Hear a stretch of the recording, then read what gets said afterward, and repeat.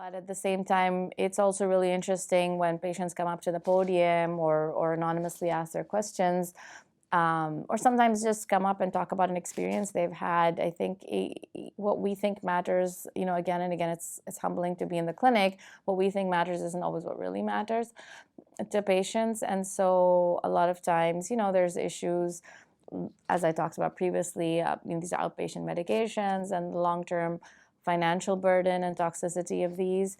And sometimes the dialogue gets really interesting and a lot of back and forth about how different countries handle this. But I think that just understanding some of the real world problems our patients face is something that I at least get a lot of. And then, patients come up and ask you questions on the side. And I always encourage my patients to go to these because, in my opinion, it's a way to get like 5 different medical opinions in one room for free.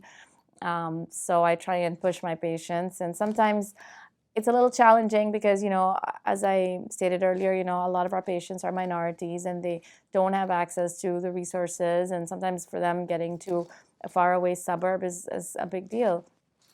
But these foundations have been really great about working with us and trying to make sure we have at least one in sort of what we call the medical district area of Chicago, where we have the county hospital or we have UIC, something in that location so that, and subsidize parking or sometimes even have buses so that our patients really can attend.